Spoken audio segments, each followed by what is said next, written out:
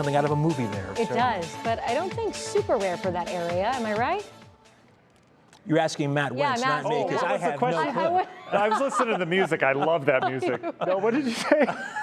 That's good. I said it's not. I mean, I worked in upstate New York for a while, so I kind of know the answer, but it's not super rare to see. Oh, no. Lake Ontario, I'll tell you, Watertown, areas like that, they get heavier lake effect snow than we do. In fact, some of the totals up by Oswego were over 30 inches by the time it was all said and done. Highest total in Northeast Ohio from our big event, 5.5 in Pier Pond. That's it, right? We didn't really squeak out much from this lake effect event. Lake effect's over. Wind has shifted down to the south. You can see how it's kind of pulling in some warmer air. Temperatures in the 20s right now. We're going to kind of flatline there as we go throughout the evening. But as you increase that wind speed, which we've done, you also lower your wind chill. So wind chill value is still feeling more like the single digits to around 15 degrees, and that will flatline also tonight. So cold night out ahead of us. In terms of the weather, well, we're still losing it from 10 o'clock to midnight. No weather conditions expected then, but you notice as we go through time, temperatures rising to near 30 degrees by daybreak. Quiet night out in front of us. We should have lots of clear skies with some high clouds floating overhead.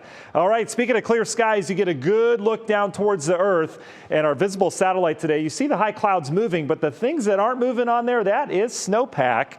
Gives us a really good picture where the snowpack is and where it isn't. Much of the Buckeye State not dealing with any snow on the ground right now. You have to head out towards the snow belt to get some of that. It gets heavier as you head out towards the east, and notice Chicago and much of Michigan with that snowpack. In terms of the satellite and radar, not a whole lot going on. Those high clouds are floating overhead. As we look out towards the west, no big weather systems in the forecast. Everything coming at us from Canada. That keeps the cold air coming in. It also shuts off the Gulf of Mexico. You don't get that true connection with that deep moisture, those big snowstorms. So any of our snow over the next really 5 or 6 days looks to be on the lighter side, exception being this weekend. There's a storm to watch that's going to come out of the Gulf of Mexico. As of right now, it looks to go east, but if it shifts a little further west, we may be in play for that. So let's take you through it near term tonight. Again, temperatures heading on up, so near 30 degrees at daybreak. Notice how the clouds do increase with your National Zymark forecast. A couple flurries possible later on today as a weak system glides through. Otherwise, we're going to be dry and just cloudy. Temperatures should peak up near 40 degrees tomorrow,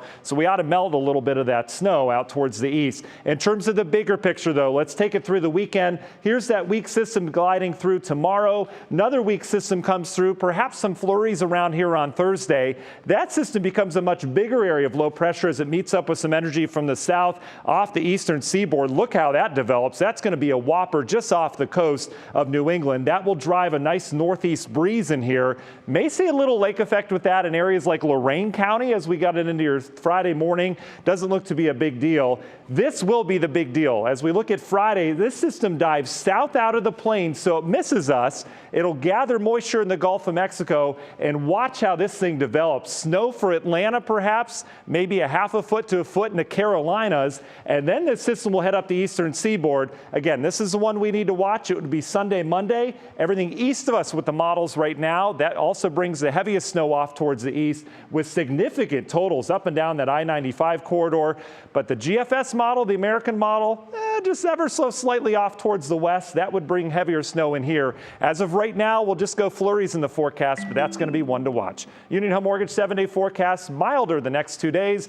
We got more Arctic air on the way Friday, Saturday with colder conditions. And then for the weekend, we'll keep an eye on that Sunday, Monday system. Right now, we'll paint it as just a couple snow showers on Monday. Russ. All right, Matt, thanks so much.